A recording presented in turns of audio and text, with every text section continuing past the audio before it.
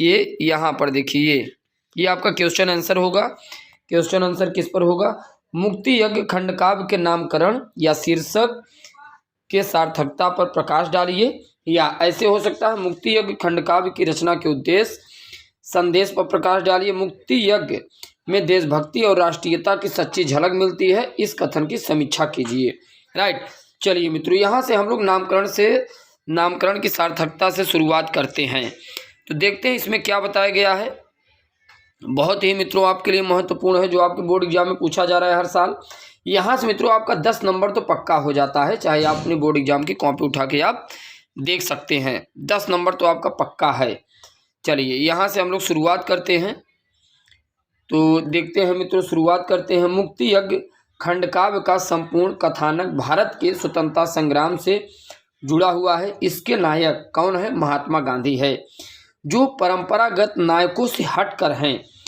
इनका यही व्यक्तित्व भारतीय जनता को प्रेरणा और शक्ति देता है। ये देखिए मित्रों बहुत ही महत्वपूर्ण है, क्या करता है? इन्हें शक्ति देता है।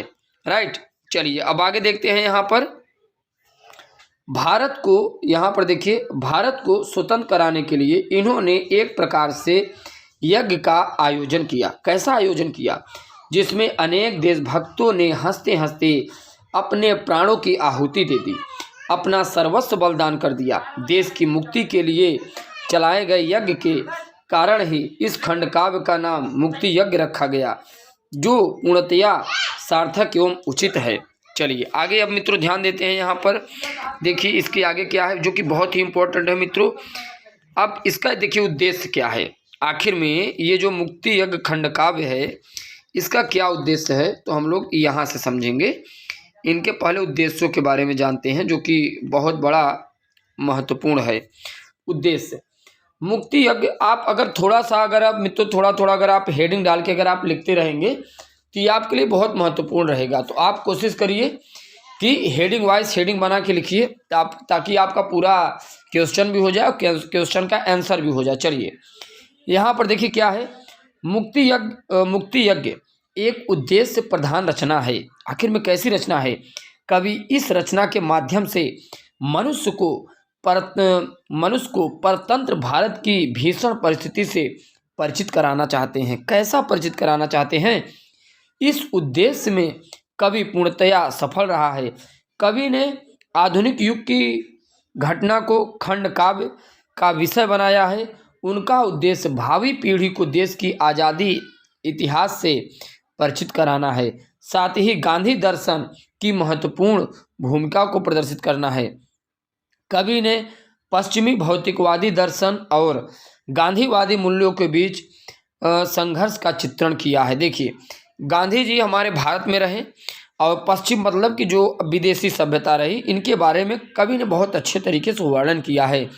और अंत में गांधीवादी जीवन मूल्यों की विजय का शंखनाद किया। ये देखिए मित्रों, बाद में पश्चिम सभ्यता और यहाँ भारतीय सभ्यता को लेकर, गांधी जी को लेकर जीत भारत की हुई थी।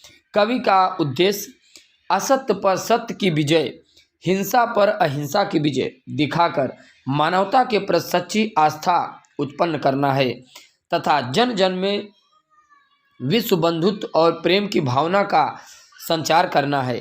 पंत जी ने मुक्ति यज्ञ के माध्यम से लोक कल्याण का संदेश दिया है। उन्होंने खंडकाव्य के नायक गांधी जी को लोक नायक के रूप में चित्रित कर जातिवाद, सांप्रदायिक रंग भेद का कट्टर विरोध किया। आप जानते हैं मित्रों, गांधी जी का हमारे भारत जैसे देश को आज़ादी दिलाने में बहुत बड़ा योगदान रहा। अब इसके बाद देखिए, कवि ने केवल स्वतंत्रता संग्राम के दृश्यों का चित्रण नहीं किया है, वरन कवि ने शाश्वत जीवन मूल्यों का भी उद्देश्य उद्घोषित किया है, जो सत्य, अहिंसा मतलब हिंसा न करना, लड़ाई झगड़ा न करना, त्याग, प्रेम और करुणा की विश्वव्यापी भावनाओं पर आधारित है। गांधीवादी दर्शन को माध्यम बनाकर कवि ने विश्व बंधुत्व और मानवतावादी संबंध आदर्शों की स्थापना की है। इसके आगे देखते हैं मित्रों। देखिए अब यहाँ पर कैसा क्वेश्चन आपका बन रहा है। देखिए, मुक्ति यज्ञ कथा वस्तु की विशेषता बताइए। इंपॉर्टेंट क्वेश्चन कितने वर्ष से लगातार पूछा जा रहा है। मुक्ति यज्ञ खंड काव्य की प्रमुख विशेषता आपको बताना है, 2014 में पूछा गया है। खंड काव्य के लक्षणों पर आधारित मुक्ति यज्ञ की समीक्षा करना है। तो आप देख पा रहे हैं मित्रों कैसे प्रश्न पूछे जाते हैं मुक्ति यज्ञ। अब चलिए जरा इसकी ऐतिहासिक पृष्ठभूमि हम लोग देख लेते हैं, क्या बताया गया है ऐतिहासिक पृष्ठभूमि। मुक्ति यज्ञ की कथानायक पृष्ठभूमि अत्यधिक विस्तृत है। इसमें वर्ष 1921 से 1947 तक के भारतीय स्वतंत्रता आंदोलन का इतिहास है। कोई अगर पूछे कब तक का इतिहास है, 1921 से 1947 तक का। प्रमुख रूप से इसमें भारतीय स्वतंत्रता संग्राम की मुख्य घटनाओं का वर्णन है। साथ ही तत्कालीन विश्व की महत्वपूर्ण घटनाएं जैसे द्वितीय विश्व युद्ध में जापान पर गिराए गए अणु बमों आदि का उल्लेख हुआ है। इसकी व्यापकता को देखते हुए यह कहा जा सकता है कि इसकी कथा वस्तु एक महाकाव्य में समाहित हो सकती थी, किंतु पंत जी ने बड़ी ही कुशलता से इस विशाल फलक को एक छोटे से खंड काव्य में समेट लिया है। राइट। और मित्रों यहाँ पर देखिए क्या लिखा गया है इसमें। अतः यह कहा जा सकता है आकार में लघु होते हुए मुक्ति यज्ञ महाकाव्य जैसी गरिमा है।